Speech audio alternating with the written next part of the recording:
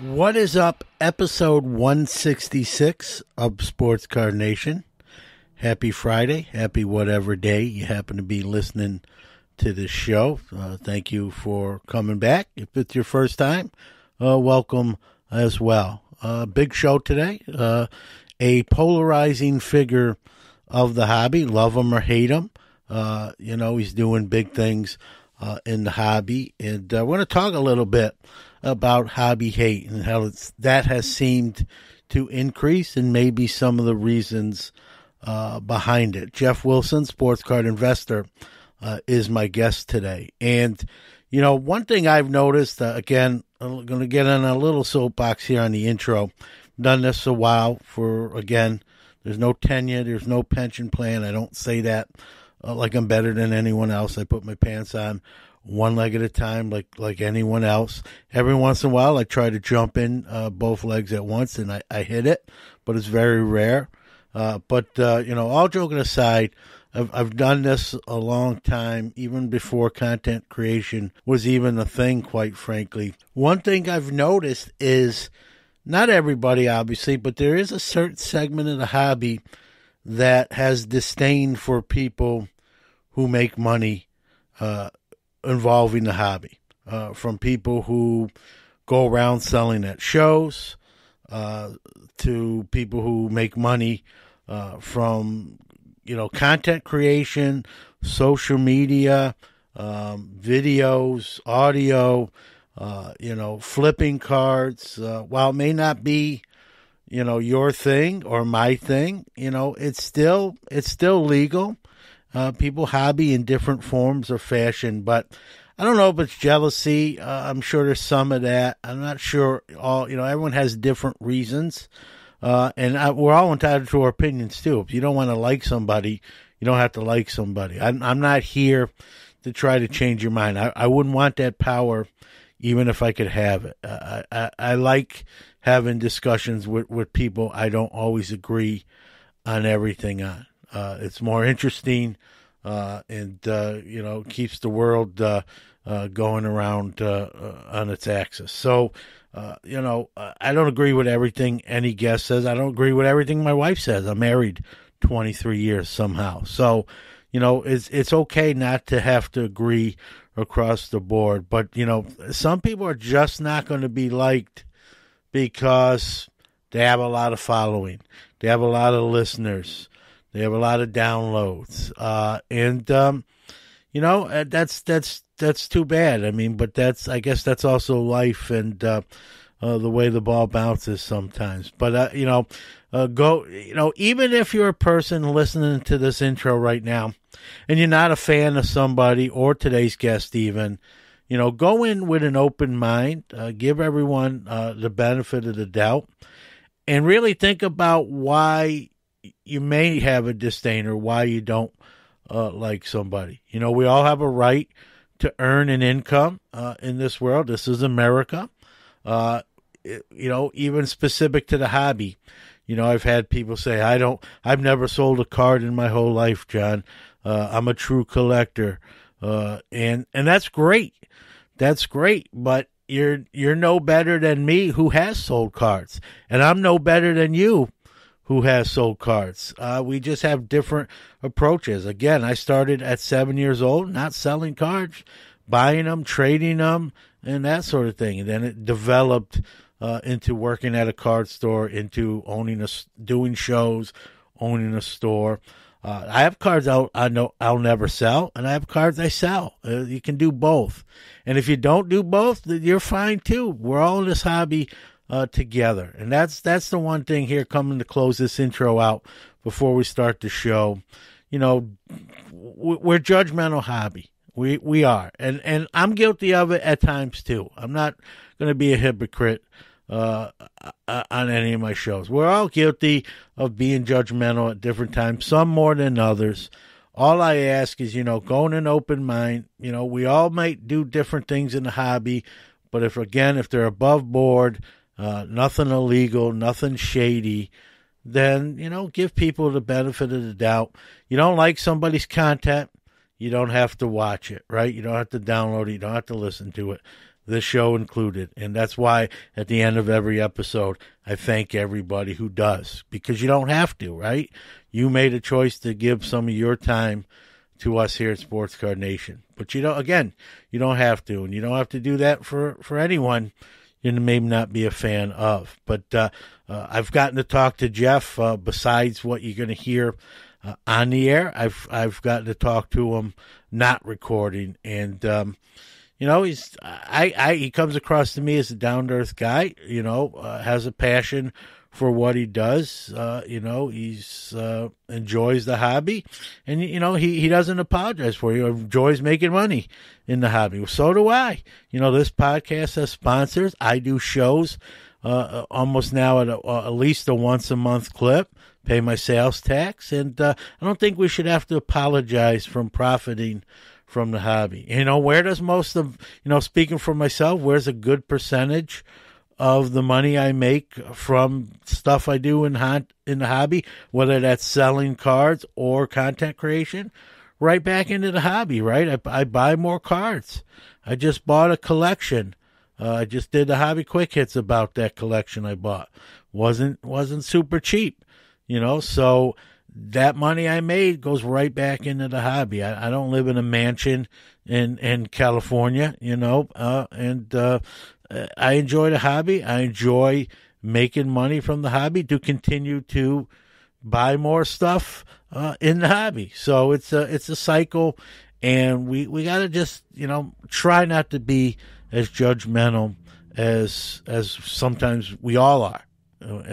Myself included. So go in, clear mind, open mind, and realize the fact is that people are going to do the hobby in different ways. We're not all cut from the same cookie cutter pattern, and that's what makes us all great individually. Everyone in the hobby that's not doing anything illegally or wrong are all great hobbyists, and in the greatest hobby in the world, as Dr. James Beckett so eloquently states. So with that being said, let's get this show underway. Hey everyone, this is Alex here from Relics Cards and Collectibles in Toronto, representing the Relics squad. I just want to remind everyone, the hobby is the people. The Sports Card Shop is your small-town local card shop with a global reach. Located in New Buffalo, Michigan, the shop is one of the most accessible in the Midwest. In addition to being an authorized Panini direct dealer, the Sports Card Shop carries all major trading card brands, including Topps, Upper Deck, Pokemon, Yu-Gi-Oh!, and more. With all that new wax, 500,000 singles, and showcases full of graded cards, you're sure to find something great for your collection, whether you're just starting out or a seasoned collector. The Sports Card Shop is your one-stop shop. So call us, come see us, or visit us on the web and social media. Our phone number is 269-469-0140. Website is thesportscardshop@moco.com. The Sports Card Shop is part of the Moco Retail Group, connecting sports, the hobby, and people around the world. Sports Card Nation! It's now time to chop it up with our featured guest on the one-of-one card shop guest line. Let's go! All right, real happy to have the next guest on the Sports Card Nation. He's another gentleman that probably doesn't need an introduction, but I'll give him one just the same. Sports card investor, Geoff Wilson. Welcome to Sports Card Nation. Hey, John. Thank you. Excited to be here talking to you today. I appreciate it. You do a lot of good work on your podcast. I know you've been doing it for a long time, and I appreciate you having me on. Another way of saying I'm old. I get it, but you're right. But all joking aside, I appreciate you saying that. Sports card investor. I mean, huge. I mean, there's not many people who don't know what you're doing, and that's that can be a double-edged sword, right? You get. I've said this on my show. I think you're probably the most polarizing person in the hobby. I think you've taken that title from Gary Vaynerchuk, as he kind of did a little bit less, with hobby stuff. He was a little bit more, and then he kind of took a step back. I think you've taken that belt, and with that, comes I hate to say it, you know, a lot of hate. There's a lot of that part of that segment of the hobby. How do you deal with some of that? There is. It's fun. It's funny that I'm the most controversial person. Based on the comments of some of my episodes and that type of thing. I think you're probably right. However, I don't know. Like honestly, in my real life, outside of doing all the content and everything, like I think I'm a pretty relaxed, good humored guy. So I find it a little bit entertaining that some people have, kind of classified me as a bit of a villain, but I understand it. Like I get it. There's people that don't like me for various reasons, and certain, some of those opinions I can respect and appreciate. Like, one group that seems to not necessarily be particularly fond of me are hardcore collectors that have been in the hobby for many years, and they have seen the prices of cards and wax driven up, and they've seen the availability of wax dry up because of, lots of flippers and investors and that type of thing who have flooded into the market. And hey, I get it. Like that I can understand from their perspective that would be upsetting. And I get it. Like I understand if they're upset with me for that reason. And it is true that has happened. It's, no doubt we've seen product get in short supply. We've seen prices go up. It has settled back down some over the last 6 months. And hopefully we're getting towards a little bit more of an environment where the collectors and the investors can be, there together. I think we're getting there. I think some of the people who were strictly in it for the money, who were just flipping cards, and cards were really not something they cared about at all. I think a lot of those people filtered out after the market started to really fall back, in March, April, May, June of last year, after it had an incredible rise in January and February. I think a lot of flippers got left kind of holding the bag in January and February when they were flipping cards to each other. Prices were getting astronomical very quickly. And then there was no one else for them to flip the card to, because no other flipper was willing to pay that price. And certainly no collectors were willing to pay that price. So then prices settled back down. I think a lot of flippers left the market. I think a lot of them are over in NFTs right now. And you're seeing similar type of price escalation activity happening in NFTs. And I'm a fan of NFTs. We can talk about that later, but there's definitely some of that bubble-like behavior happening within the NFT world right now. And I think it's a lot of the people that were in sports cards last January and February. And I think the hobby's probably stronger now today. That's got more of a solid collector base, a larger collector base than it's ever had before. And I think you have more longer-term type investors, less of the people that are just purely flipping for profit and nothing else. So anyway, I understand the collector group, being somewhat upset with me, and then there's other groups that throw heat my direction. I have come to understand and recognize and appreciate that if you're doing something well and you're building up a big audience, there's going to be some of that comes along with it. And I was telling. I was talking to another big content creator in the hobby. I won't mention his name, but him and I were having a conversation recently because he was getting attacked by one of the, by some of these, attack YouTubes and that type of thing that have popped up recently. And he said, how do you deal with this? Because I find this really frustrating. And I know these people have come after you before and that kind of thing. And I said, it comes with the territory. I said, go into any grocery store, and in the checkout aisle, it's full of tabloids, right? It's full of like all these stories about celebrities, and 3/4 of them are made up. And I honestly feel bad I see like National Enquirer magazine, and I feel bad for the celebrity that's featured on the cover of it, because I'm like, man, that person probably is just getting beat up because National Enquirer magazine knows it's going to sell papers. And that's what some of these, more hit type YouTubes and that kind of thing are doing now.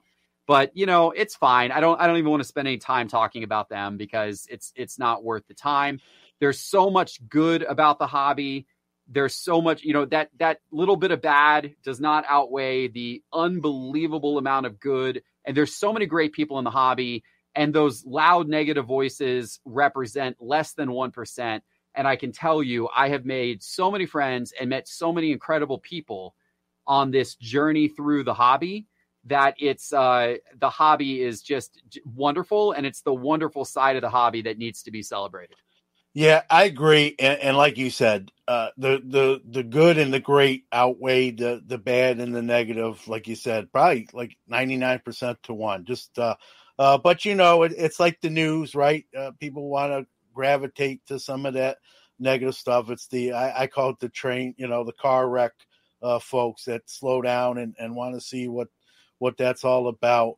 I think, and I agree with you. You just did a YouTube video where you talked about it. Go, for those that haven't seen it, go check it out.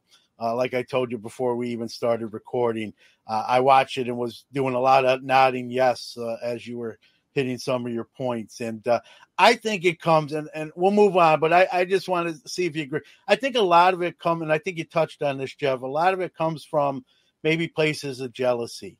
You know, I wish I was getting that sort of response. I wish I was getting that views, those subscribers, those likes.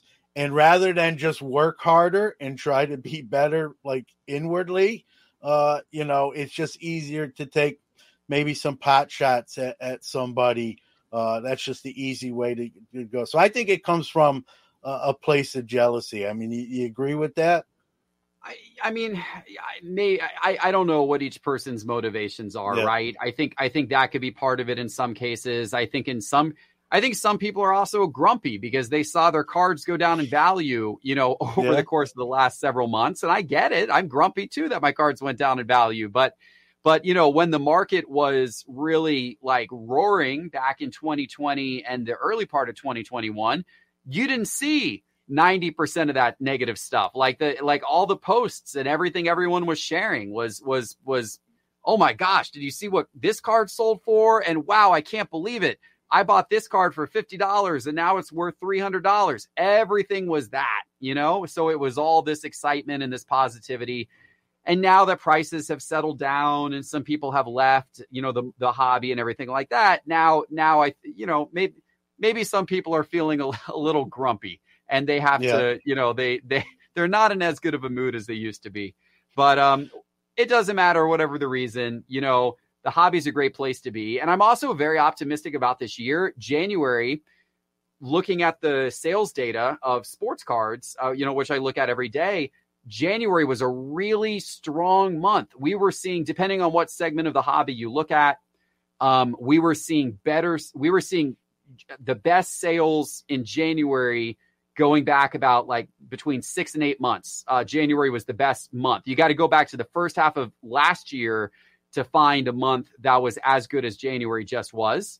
So that's a really positive sign. And so I think, you know, I think hopefully this will be a good year, but hopefully it will be a year where there is steady, sustainable growth, where you don't have a crazy spike that's caused by, you know, FOMO, fear of missing out, and flippers flooding back in. Hopefully it's sustainable, steady growth. And it's a good year for the hobby, and maybe everyone will, you know, become a little more lighthearted again. Yeah, lay down your arms, as they say. What is it about? Like, I believe cards are investment. I think anything can be an investment, depending on what it is and how you go about it. We're going to step aside for a quick break, hear from one of our great sponsors, but me and Geoff will be right back after that.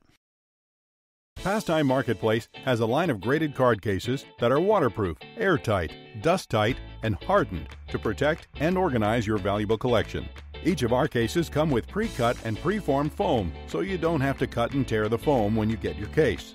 The pre-cut foam inserts are sized to hold PSA, Beckett, SGC, and CGS slabs. Store it all safely and securely with a case from Pastime Marketplace. Check them out at www.pastimemarketplace.com. Sports Card Nation is back with more with Geoff Wilson. What is it about that word, Geoff, that like gets people's ire so much. You don't have to be into the hobby or collect cards for investment. To each their own. I get that, and I wave that flag. Well, what is it about that? It's just really a word at the end of the day. Well, why do you think it's such a hot button word that gets people so fired up to debate? The hobby's not an investment, and really, draw angst over just literally just a word. I think it comes from a couple different areas. I mean, one is that I think you have some people in the hobby that have been collectors for a very long time, and they're really focused on their personal collection, and they're really not focused on what are these cards worth. And so I think which is great and wonderful. And that's a really important part of the hobby. Right. And so I think that, again, I think they don't love the investment mentality, because for them, it represents, people coming in with big dollars, buying up the cards that they would otherwise want to buy themselves, driving up prices of boxes. So, I get that. But then there's others who want to argue as to whether a card can even be an investment or not, and whether it's a viable investment. And that I don't get, because, part of sometimes their argument stems from, well, you can't invest in a piece of cardboard. It has no utility. And I'm like, well, what utility does gold have?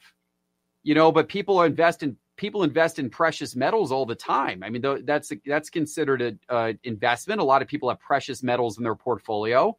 What's the utility of gold? Or what's the utility of a piece of real estate that's sitting there undeveloped, that, a piece of land that is owned by somebody where there's no development plan? They're just simply sitting on a piece of land. What's the utility in that? But there's nobody who's questioning real estate as a long-term investment. Everyone says invest in real estate. Well, why is that an investment? If cards aren't an investment, but sitting on an undeveloped empty piece of land is an investment, that doesn't make sense to me, right? You can, the purpose of investing is storing value, is putting money in something that you think will appreciate. I mean, that's what an investment is. And whether you're into traditional forms of investing, or whether you're into alternative forms of investing, which includes collectible investing, to me, it's the same type of thing. And the sports card market in particular has had a very long track record, going back many, many, many years, of cards appreciating in value. I mean, go back and look at what a Jordan rookie card was, selling for 20 years ago, or even what a Babe Ruth or Hannes Wagner card was selling for 40 years ago, compared to what they're selling for today. There's been an incredible steady appreciation in prices, and there's been a few spikes and there's been a few dips. But if you zoom out so that the spikes and the dips aren't overly pronounced, and if you zoom out and you look at the overall market over the course of 10, 20, 30 years, you see a very strong upwards trend line. And I believe that that's going to continue, because I think that as America gets richer and richer as a country, and as you get the younger generation continuing to rise up and get more wealth, they want to invest in things that have personal meaning to them. They are different, especially the millennials and that whole generation. They're different. They don't want to buy a share of Walmart stock if they don't believe in Walmart as a company. That's not an investment they necessarily want to make. They would like to buy a first edition Charizard card if they grew up playing Pokemon, or they would like to buy a LaMelo Ball rookie card if they live in Charlotte. Right. And they see that as a store of value that can appreciate in value over time. And so I think, I'm still very bullish on sports cards as a long-term investment, because I just think that the new money in America, I think you're going to see more and more money shift to collectible assets as a class overall. And whether that's comics books or sports cards or NFTs, or other forms of collecting, I think you're going to see more and more money shift into those categories in the years ahead. Yeah, I agree. There's a segment, I don't get it, Jeff, that just doesn't like people who make money in the card industry. And I started at like many, and I believe you as a kid started at 7 years old. I wasn't selling them, maybe trading them with my buddies. But I started working at a card store at 13. I did my first show as an individual proprietor, got a sales tax number. I was 15 years old. Opened my first store at age 20. I don't know why there's a negative connotation about cards being a business. I hear people say, I've never, a collector or I don't even want to say collector. Someone in the hobby say, I've never sold a card. And that's great. There's nothing wrong with that. But they're almost like wearing it almost like a badge of honor, as if to say, if you have sold a card or making money in the hobby, like it's a negative thing or you're a bad person. I don't know why that is. Card shows have been around many moons. LCSs are not a new phenomenon. Maybe content creation sort of has exploded in the last 4 to 5 years, and there's money generated with that. But people are putting their time and effort into those things, yourself included, myself included. I just don't know why. Again, maybe it's a place of jealousy. I don't know. And again, that is painting with a broad brush, but there's this negative thing about if someone profits or sells something or makes, it like you're not in it for the right reasons. I got in it for just because I was a sports kid and I found out there was cards and the rest is history. I just don't know why there's people wear that sort of like, I've never sold a card in my life, which is nothing wrong with that. I don't look at them in reverse and say you're terrible. There's nothing wrong with that. I don't know why we have to pick sides almost. Yeah, I don't either. You can be a collector and an investor at the same time. I'm a collector and an investor. I have a giant collection of Florida Gator cards. I have a giant collection of Tim Tebow cards, and I guarantee I'm not buying Tim Tebow cards for the investment because he's never going to see any type of field or diamond again. But I like collecting Tim Tebow cards. There's various cards. I'll buy a lot of Atlanta Hawk players. I've got a big Kevin Huerter collection. Kevin Huerter is not a Hawk guy from an investment standpoint, never will be.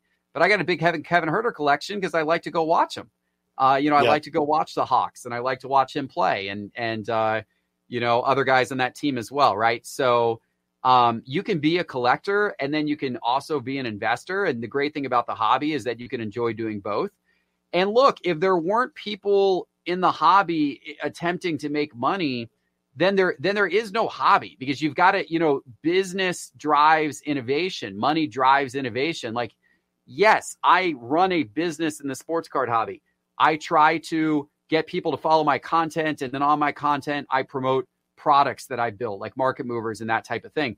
But by the way, if that didn't exist, then if people weren't able to do that, I mean, a few years ago, the marketplaces in the hobby were much more limited. Pricing data, transparency around what stuff had sold for was way more immature than it is today. And there's been a lot of innovation in marketplaces, and there's been eBay, which has been around forever, but eBay has been forced to innovate and rethink what they're doing and change some of their policies that were outdated and weren't really working well anymore. And the whole reason why they've been forced to innovate and change things is because others have come in and have started competitive marketplaces. And that's only happened because people are treating the hobby as a business. And the hobby is growing and more investors are coming in. So even if you're a collector who cares nothing about the money side of it, the very fact that there are others that care about the money side of it are enhancing the experience in many ways.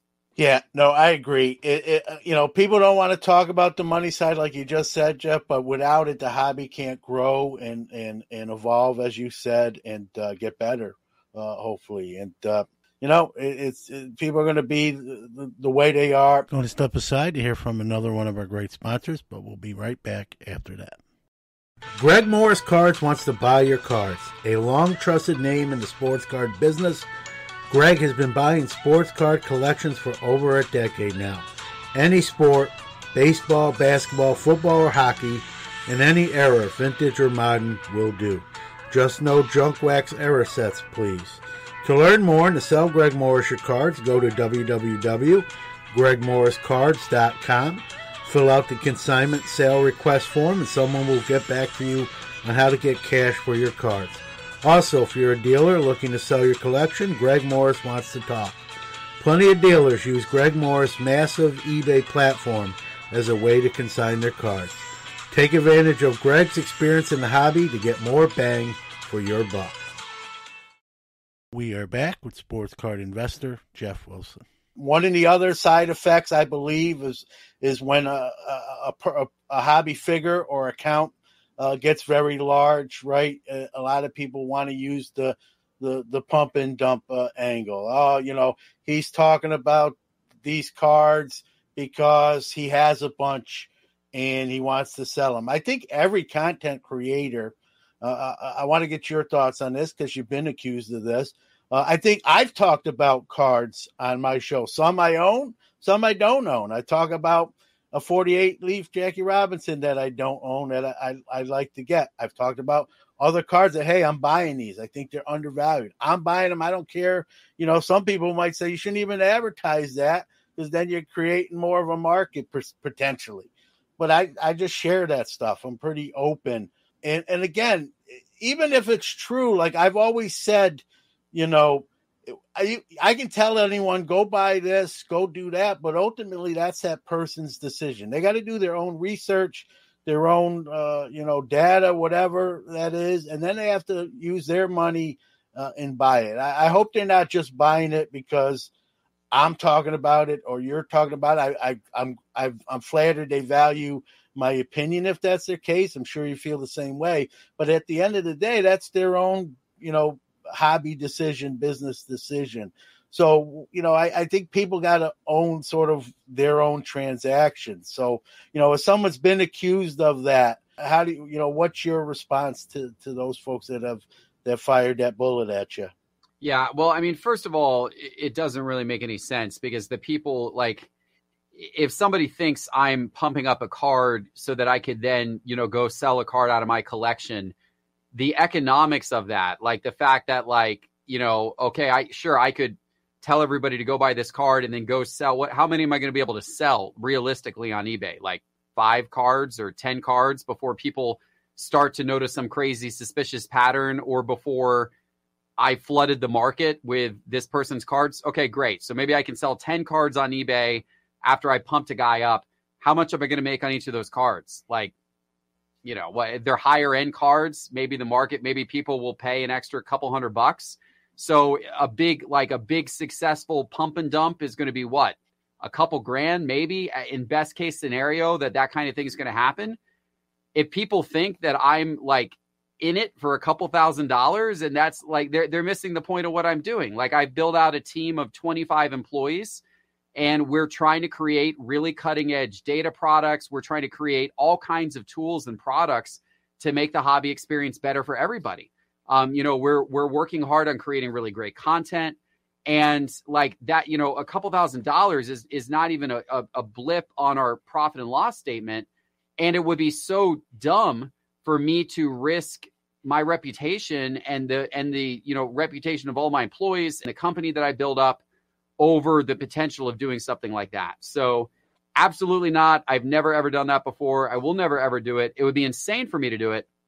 And for most of these content creators, it would be insane for them to do it because they've all got, whether it's Gary Vee or Ryan Card Collector 2, who's got a great store, or whoever it is, comeback card investor who's doing a lot of coaching and other business ventures. All these guys who are in this, they're all doing more things than just simply, having a YouTube show and trying to profit off of whatever they're talking about in the YouTube show. And then that's it. Right. So I don't even think it's a thing that is, even really possible or certainly not feasible or reasonable for any of these content creators to do. But you know what? People have accused me of it. And of course, no one with any proof ever, because I've never, ever actually done it. But people accuse me of it. So I recognize the fact that I do have a large voice. I do have a large megaphone. And so I decided to stop giving card picks. I don't do card picks anymore. I think it's fine for others to do it. I think it's fine for you to talk about on your show an undervalued card that you're buying. I'm not going to do it anymore because I don't even want the possibility of anybody saying, Geoff is saying go buy this card because he's selling this card or anything like that. Now, we do talk about on my channel, we do have like a Top 5 Tuesday where we talk about cards that have gone up in the market, but that's cards that have gone up according to the data over the last 30 days. That has nothing to, that's not a recommendation. It's not a pick. I'm not telling anybody to buy the card. I'm simply reporting the news of what happened in the market over the last 30 days. That's all I'm reporting on that show. I'm no longer, and I stopped. I used to have like a membership that people could subscribe to. And there was a membership level where the main thing you got was a card pick from me every week. I killed that off 6 months after I started it. I killed it off way back in October of 2020. So almost a year and a half ago, I killed that off because I saw pretty quickly that a lot of people were coming into the hobby new and they were very, very eager to get that pick every week. And they were not doing their own homework and they were not doing their own research. And they were taking what I suggested and just immediately acting on it without any thought on their own. And I said, you know what, that's not great because I'm not going to be right all the time. And I wasn't right all the time. I made some really good picks and I made some really bad picks. And I wanted to provide my opinion and my suggestion. And then I wanted people to critically look at it and decide if they thought that I was right or wrong. But unfortunately, some people weren't, and they were just kind of taking everything I said as gospel. So I stopped. I stopped that a year and a half ago. And, to this day, people still say, oh, you sell card picks and you're pumping the market. I'm like, dude, I haven't sold card picks in a year and a half.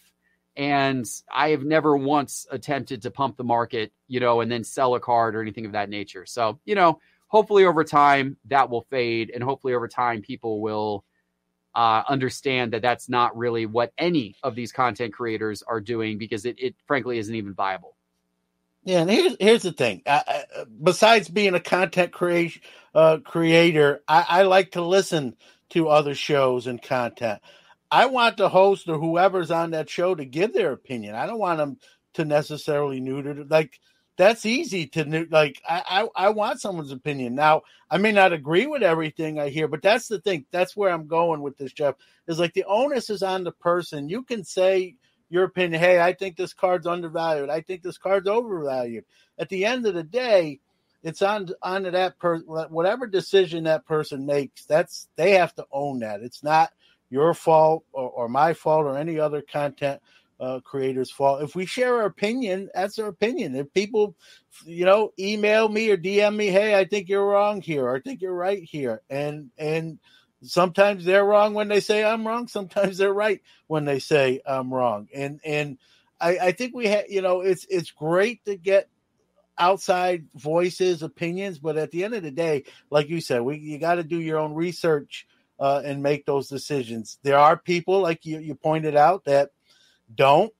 But how is that anyone's fault if they don't do it? You know what I mean? That's really the onus got to fall back on them. I think it's just easy to blame. It's kind of the blame the gun or blame the gun or blame the person firing the gun. And I'm going to blame the person who makes the business decision, not so much with cards. I hope people do. It's great to get, outside opinions and people who are looking at analytics, or maybe in my case, just have just a lot of experience for the 2 cents that might be work. But at the end of the day, you gotta make that call yourself. And if it works out, good. And if it doesn't, you can't blame someone who gave you their opinion. You followed up on it. You have to kind of own that yourself. I think it's just the easy way to point finger at somebody and say, see, it's your fault. I've whether I listen to you or anyone else, any card, I said this, when we were at Dr. Beckett's dinner there in Dallas, I said it during that segment. I'm like, I bought a lot of cards in the 30-something years I've been doing this. I've never bought one because someone else told me to do it. Now, I may have taken that into consideration, but when I did make a purchase, it was my decision at the end of the day, or whenever that purchase was made. And that's how I feel. You can say, do this, do that. I'm going to do, if I do it, it's because I agree, not because I just do it blindly. And I believe that. So I defend that kind of stuff, the content creators as one. And I would defend, even if I wasn't a content creator, I would still defend the content creator in that case. You're just giving your opinion. It's not even a hobby thing. People give their opinions on any kind of shows and content, TV shows. At the end of the day, what we buy or the decision we make are our own. We have to live and die by them both, good and bad. So to each their own. But I'm very strong on that. I know you said you've pulled some of that content to be sort of even more transparent, but I still think everyone's entitled to their opinion. What people do with it is on them after that. Another quick break, but we'll be right back with more with Geoff. Hey everybody, have you heard about Collectible? It's the one-stop shop where any collector can buy and trade affordable shares in some of the most rare and valuable sports cards and memorabilia in the world, starting from just $5. From 1952 Mickey Mantle PSA 10s and Wilt Chamberlain's iconic rookie uniform to one-of-one Patrick Mahomes RPAs, rare LeBron James logo mats, and everything in between, Collectible is creating never-before-seen access and opportunities for investing in the hobby. Just download the app and sign up with the referral code SCN to get your first share free. Please note this is not a recommendation or solicitation to buy any security. All investment decisions should be undertaken after doing your own research. We have returned with more from Sports Card Investor. You mentioned NFTs. I'm kind of the old man on the porch with these, Geoff. If I can't hold it, hand it to you, see it, touch it, I don't really want, I don't want to have anything to do with it. But listen, I'm also honest to the point that they're a huge thing. Why the rise of these? What are your thoughts? I know I'm older than you, so I'll wear that old man on the porch badge. But to me, if it can't be something I have in my hand, it's just a picture, whether it's a digital picture or something on a screen.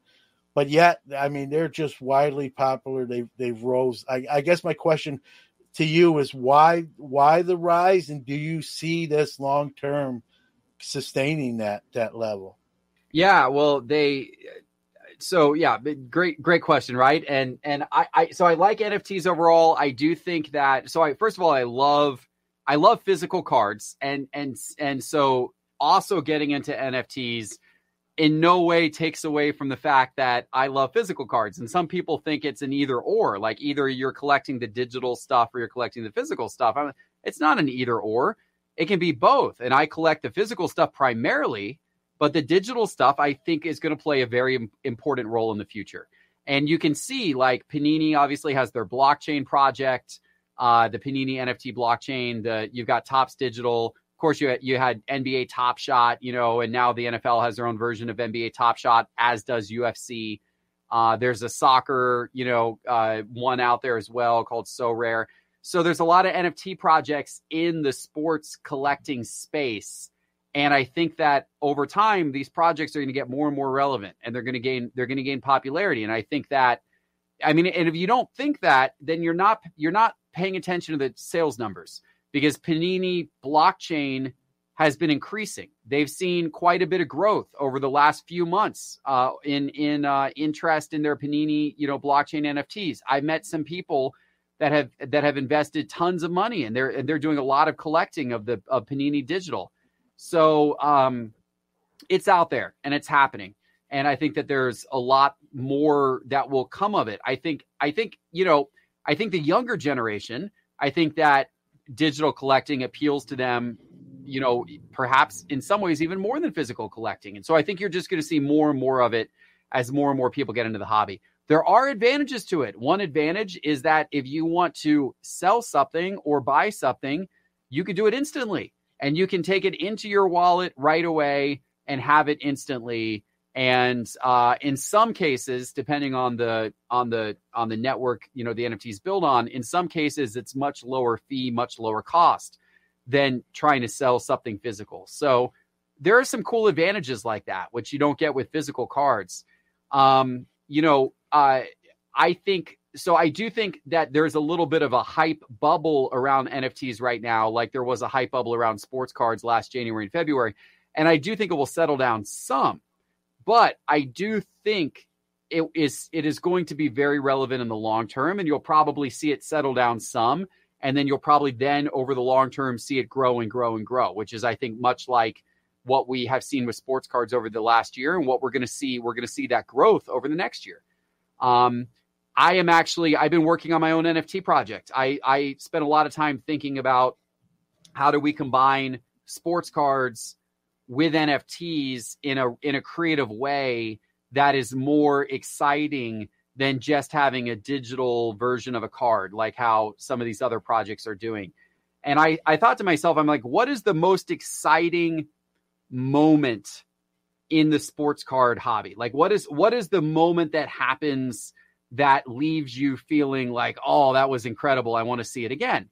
And in my opinion, it's when somebody pulls a really huge card out of a pack.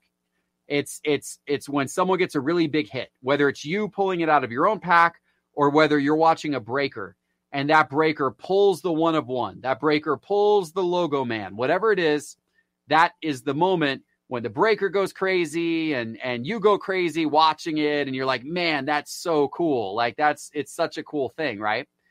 And so I said, what if I could capture the emotion of those breaker moments and actually make them into digital NFT collectibles?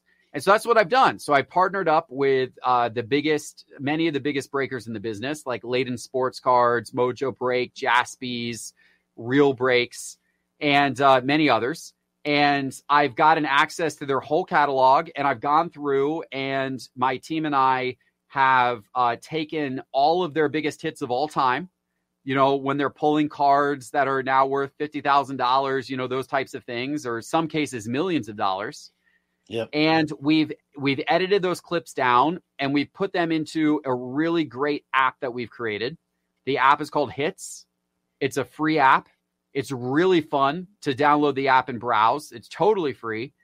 You can just search for Hits Card Breaker in the App Store on your device, and you'll find the app if you search for Hits Card Breaker.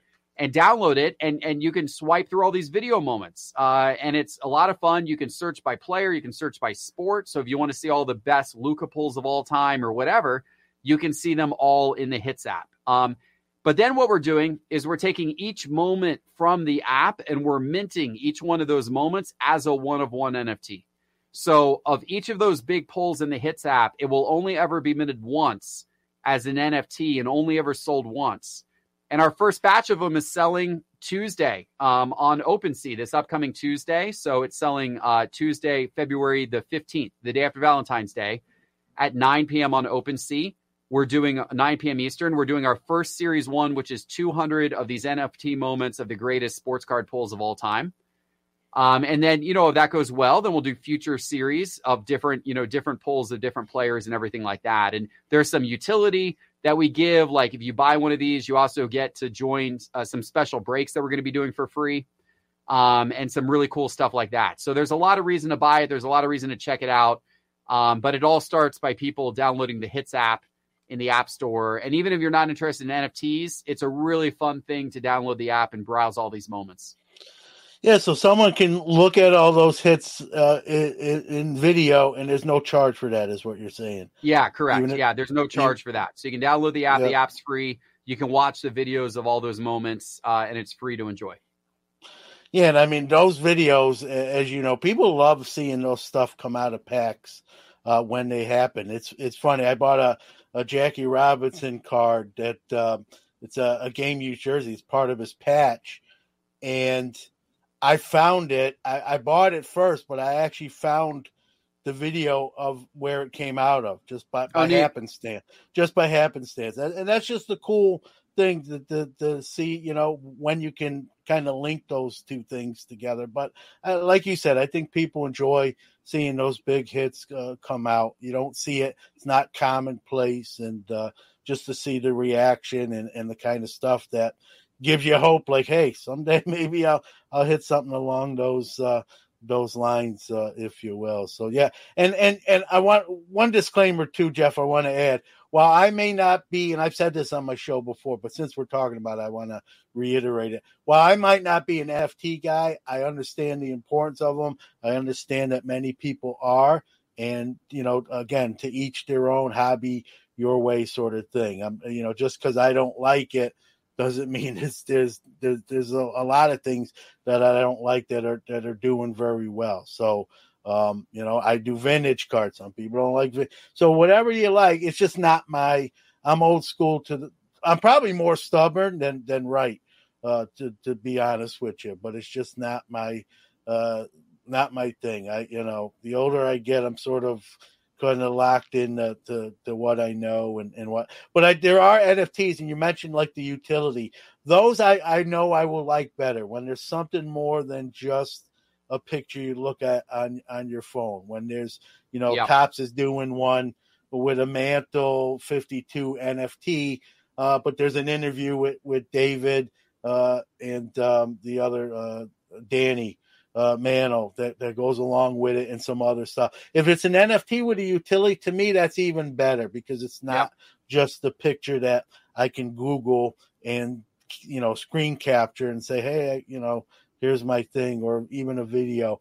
I think when there's something of substance that goes along with it, I'm a little more, I guess, accepting. Not that they need my stamp of approval, but I like those better than just the straightforward NFTs. You know, you mentioned what you're going to do is going to have some utilities, special breaks, and that sort of thing. I like when there's an added value to it, other than just a photo you can look at on your phone or computer screen. So, I agree, and I think projects that have added utility are going to have a greater chance of you know, being sustainable over the long run, because there's more reason to, you know, get excited about the project. So I totally agree. Time to step away again to hear from one of our great sponsors, but we'll be right back with more with Geoff Wilson. Iron Sports Cards is your #1 source for all your PSA and other grading submissions. Their elite status improves turnaround times. Heck, they even provide the card savers. Their chat rooms provide updates on all your submissions. They also offer wax options and single cards to cover all the bases. Check them out on Facebook at Iron Sports Cards Group, or on the web at ironsportscards.com, or even give them a call at 1-877-IRON-PSA. Rob's got you covered. We are back again with Geoff Wilson. So, you know, we've talked about, you know, some prices have kind of, you know, reset, have come down. We got Fanatics now with the acquisition of Topps. They're going to get to do cards at a quicker pace than they were slated to with that transition. I mean, what do you see here future wise? Do you think, what are your thoughts on Fanatics now that they've acquired the Topps IP? Do you think that's a good thing or a bad thing? Yeah, I'm very happy they acquired Topps, because it was kind of looming over the sports card hobby a little bit, like what's going to happen with Topps and Panini, and, you know, the Fanatics news had come out, but when will Fanatics actually get into the game? And, you know, I was not looking forward to Fanatics starting over with all these new brands and sets that no one had ever heard of before. Like, that would have been a difficult learning curve for everybody who's even already in the hobby, right? To understand, like, you know, well, now there's 30 new brands and sets we have to learn.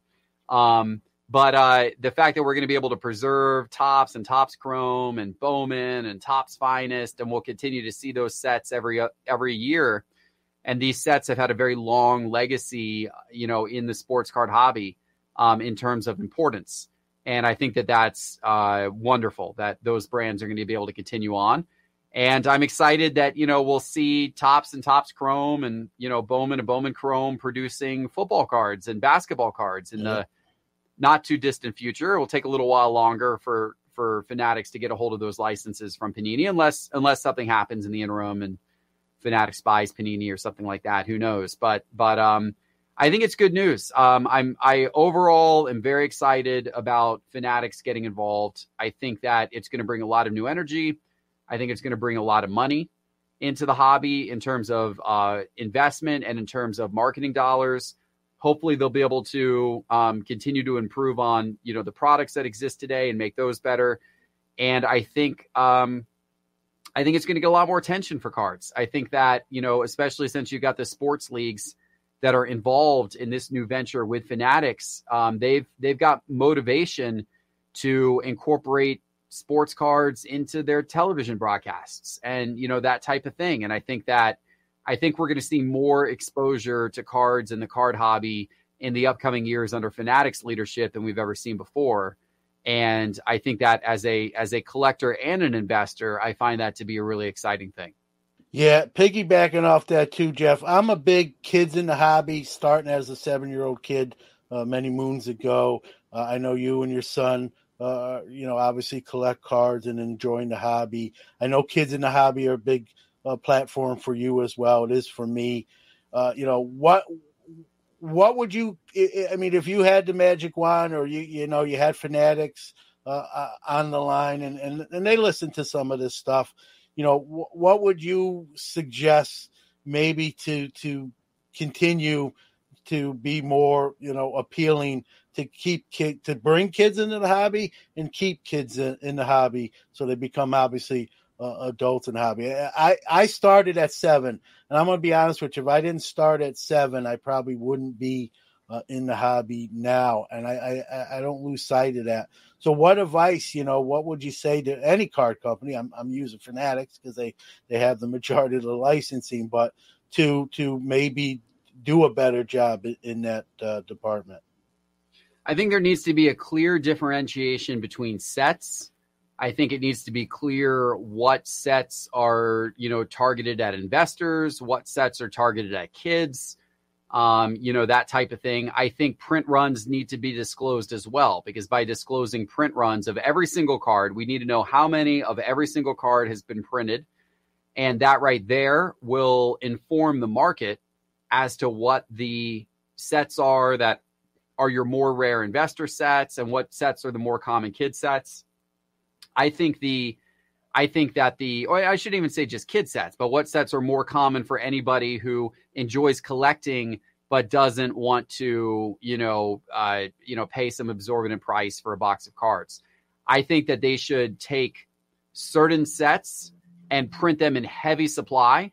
And those sets can be the ones that you can find in retail stores, and they should always be available in retail stores.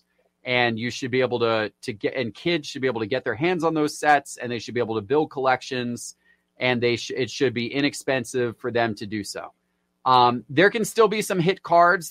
There can still be some super short print type cards in those sets, but I think you just make a lot of that product available, and you tell everybody, hey, here's the print runs. We're printing, a 500,000 of every single base card in that set, because it's a widely printed set and we want it to be available to everybody everywhere and inexpensive. Then I think you take certain sets and you say, okay, this one's going to be a little bit more of a chase set. We're going to keep print runs down on this set. We're going to make less boxes, less cards per box. Boxes are going to be a little more expensive. This is not an entry-level set. It's not a set for kids. The prices are going to get up there a little bit, but here's all the print runs and here's everything you need to know. And then maybe there's of course, the high end. Maybe there's, the sets that are very short printed that have the RPAs and all that kind of stuff in it, right? So I think you've got to have that segmentation of sets. You've got to disclose print runs, and you got to have a clear vision for what each set is and why. Like, here is why this set exists. Here's who it is appealing to specifically. It's appealing to this demographic, this audience, and that information is known. It's disclosed. So it's just very clear to everybody what they should and shouldn't be chasing. The thing I've talked about on my show, we just recently did a special panel with some young content creators in the hobby. I'd like to see these companies even have like a kids committee, like a panel where they meet whatever they determine, once a month, once a week, quarterly, and just talk to the kids in the hobby, like kind of boots on the ground. Hey, male and female. Hey, what do you want to see? What do you think?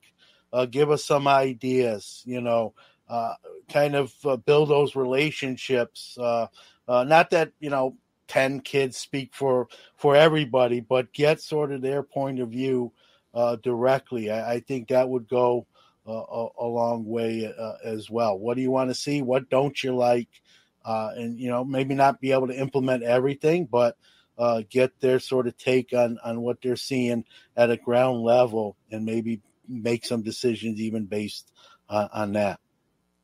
Yeah, I think that would be a great idea as well. I think that would be awesome. More ways we can engage kids, the more the better, and the manufacturer should play a huge role in that.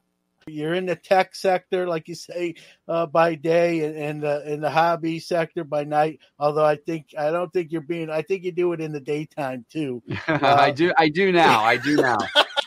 For sure. But, Geoff, and thankfully you don't have to make this decision, but if you only could do one, if you only could pick one, what would you pick?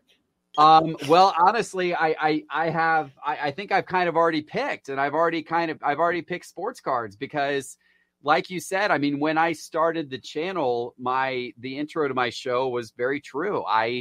I worked, many hours a week I own, and I still own, a digital agency, software development, marketing. And I worked there, and I would invest in startups. I volunteered at the local startup centers here in Atlanta Tech Village, and Techstars, and Georgia Tech Startup Center. And I would meet with startups, and I'd invest in some of those startups that I thought had a lot of potential. And that's what I did every day. And then at nighttime, I would spend time on sports cards, and I would buy and sell on eBay, and I would, look around and watch content creators and all that kind of stuff. Right. And so I was frankly having so much fun with Sports Card Investor, and it was growing like crazy. That, about a year and a half ago or so, probably about a year and a half ago, I said, okay, you know what? I'm going to do this. I'm going to do the sports card thing full time. I'm going to, really make a run at it with Sports Card Investor.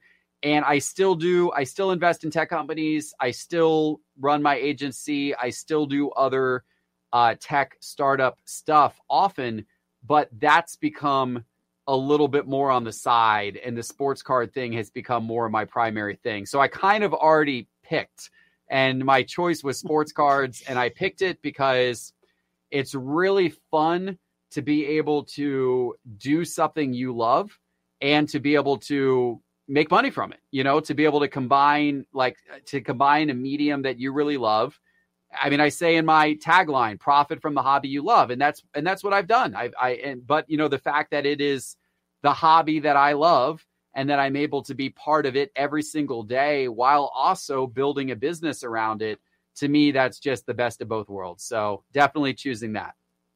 Yep. And you don't have to, you can still do both, but I just thought I'd put you on the hot seat and ask you if you only could do one. But like you said, you've done that in the sense. Well, again, I appreciate you making some time for us here at Sports Card Nation. I always give our guests the final word. Give out any of your social medias, websites, where people can track you down and see what you're doing. Sure. Well, obviously, Sports Card Investor. We're on all the socials and the YouTube. I've also been posting a lot of content to my personal social channels, my personal YouTube. So I'd recommend people follow that, because it's a little bit of a different style of content. I talk a little bit more about business and other forms of investing as well. So that's It's Geoff Wilson. If you follow It's Geoff Wilson on Instagram, and my YouTube channel is just simply called Geoff Wilson, Geoff with a G. So yeah, give that a follow, and then download that new Hits app in the App Store and check it out. So that's just search for Hits Card Breaker in the App Store to download our new Hits app. There you go. Well, Geoff, continued success. I'll see you here, in some months away, probably at the National. Yeah. Look forward to talking to you even some more in person. I look forward to it as well. See you soon. What doesn't one of one card shop do? From box, case, and personal brakes, there's always fire being pulled. They offer bulk grading subs, and their large store located in Strongsville, Ohio, offers an incredible selection of sports cards, non-sports, and authentic autographed memorabilia. Steve and family will treat you right. Check them out on Instagram at One of One Card Shop or on the web at oneofOneCardShop.com. All right, that's going to do it for episode 166 of the Sports Card Nation.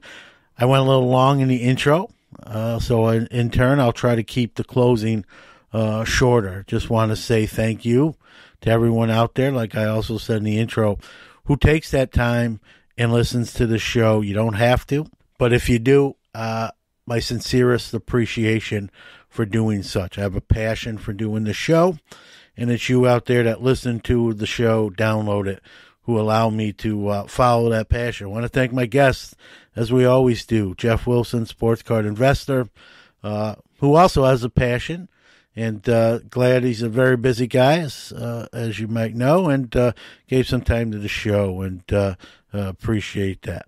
So just in closing, I want to say, open mind.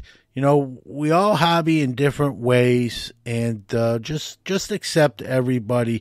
If we didn't have the people in the hobby that we do, the hobby wouldn't be as strong as it is. And I know, prices have come down and things have sort of corrected itself. It's still a great hobby, and everyone looks and points to falling prices as a bad thing. It's not always a negative bad thing. Sure, I guess if you're selling or you want to get more money for your stuff, you might look at it that way. But I'm a seller at shows and online, and I don't really take it that way. It's just the nature of business, the nature of all marketplaces, right? There's ebbs and flows, and we just have to, speaking of flows, right? Sometimes we just have to go with it. So enjoy the hobby the way you do. Let people enjoy the hobby the way they do. And let's all try to get along. We've had a lot of hate content, a lot of I've seen, and I don't watch it, but the link gets sent to me or something. I click on it and I initially start it, and it's some schmo out there, besmirching someone and saying this person's, doing something with children. It's terrible. And quite frankly, some of the stuff I've heard, if I'm those folks that are being talked about like that, I would really, I hate to bring litigation, but get a lawyer and defend your character, defamation, libel. I mean, it's some ridiculous stuff, and steer clear of those potholes in the middle of the road. Drive around them, and you'll be better off for it. All right. With that being said, I wish everyone well. We'll talk to you soon. Take care. Say goodnight, Kane.